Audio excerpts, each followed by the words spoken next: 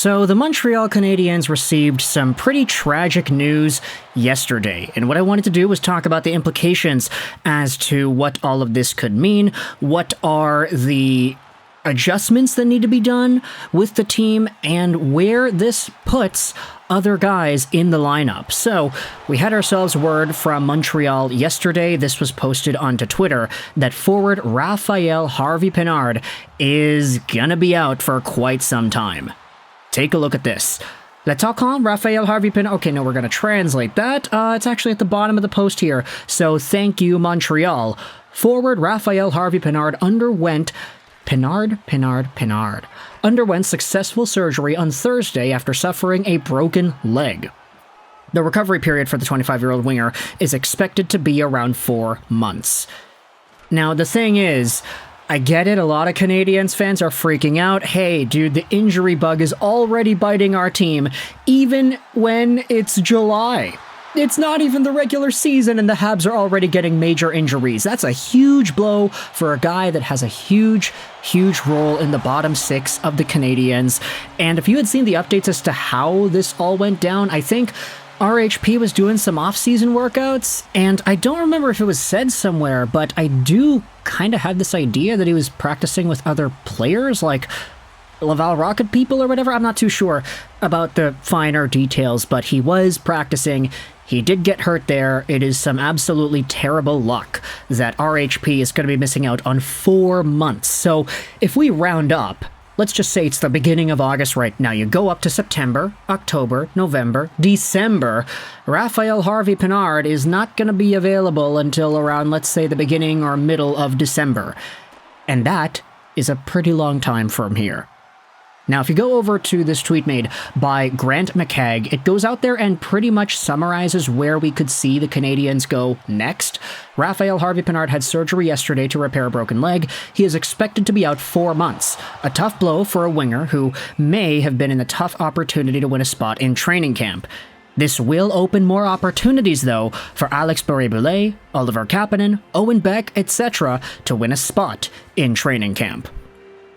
And with this in mind, you have to start wondering, okay, there is some prime real estate in the bottom of the lineup available for grabs here. And between Alex Barre-Boulet, Oliver Kapanen, Owen Beck, there could be 1 or 2 standouts that really shine if they want to prove that they have what it takes to play at the NHL level right now.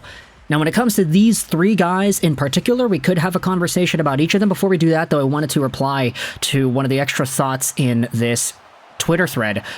Josh Rubin replies saying Josh Watt too.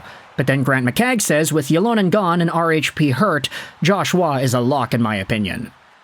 And I think there were some articles where Josh Watt was saying that he wanted to make the team and fully explore an 82-game season with the Canadiens. Not too big of a deal there, considering he already was pretty effective in his short sample size with the Habs last season.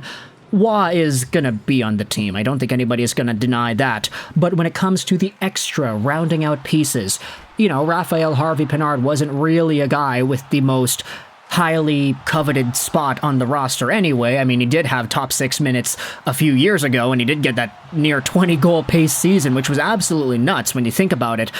But either way, there is some real estate here for some extra guys to maybe shell out some damage. And I think when it comes to the 3 that were mentioned here, Alex Barre-Boulet is the guy that I think has the most to gain out of this situation.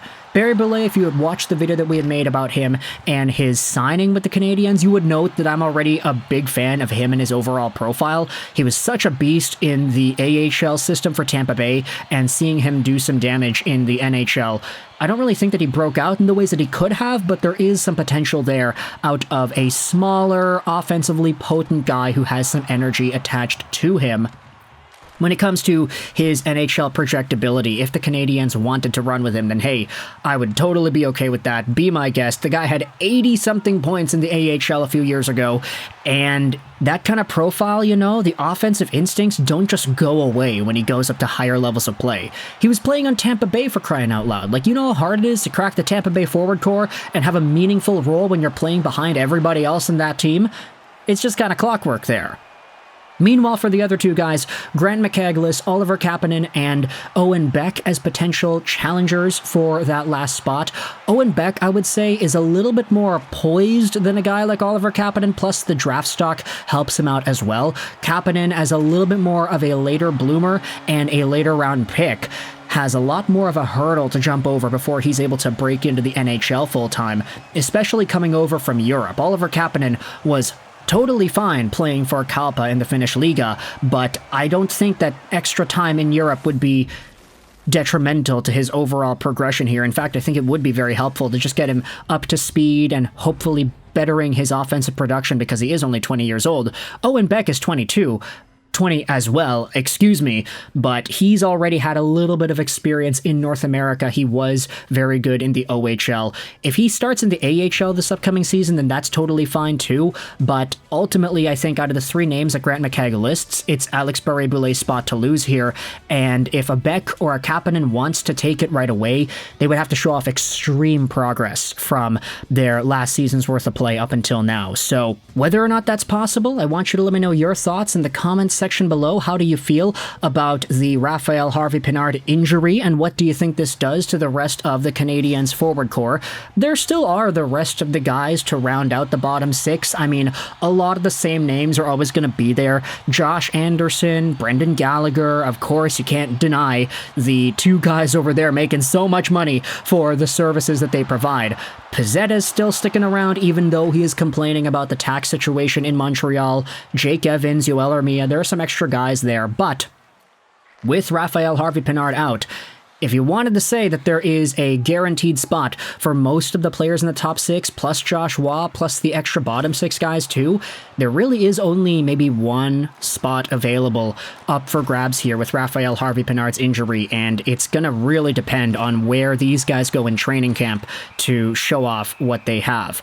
Ultimately, if Alex Barre-Boulet gets the spot and he is put, let's just say, in a line alongside of a Yoel Armia or a Josh Anderson, I would be interested to see how their speed and puck handling complements the goal scoring and offensive potential that a Barre-Boulet has. He's always been a really good offensive thinker, but was just never able to translate that to the NHL. I say part of that is because of Tampa, but also, I mean, Barre-Boulet isn't really too young anymore at this point in his career. He's 26 now, so he's kind of on his last legs when it comes to breaking out as a full-time NHL guy. But if he is even better than we think he could be, like if Alex Barre-Boulet actually is all that and more for Montreal, maybe there is an opportunity for him to get some power play time or maybe get some middle to top six time. Rafael Harvey-Pinard had top six time last year. It's why he had almost 20 goals in the year.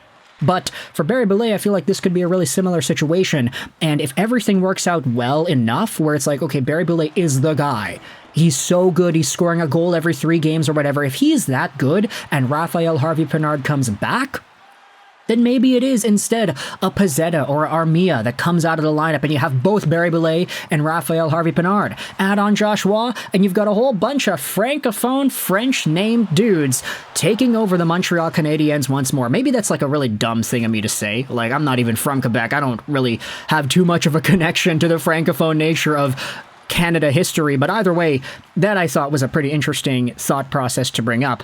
More French Canadians on the Montreal Canadiens. That's not a bad thing, in my opinion, but let me know your thoughts in the comment section below. Either way, how do you feel about the extra spot opened for Montreal on forward? What do you think Rafael Harvey-Pinard's role is going to be next season after he comes back from injury? And who do you think is going to be the guy to take over that spot? If you had to name one out of the 3 that the Grant McCagg tweet proposed, Rafael Harvey-Pinard out, who is in? Owen Beck, Oliver Kapanen, Alex Barre-Boulet? I'm a big fan of ABB, but let me know your thoughts in the comment section below. I hope you enjoyed this video.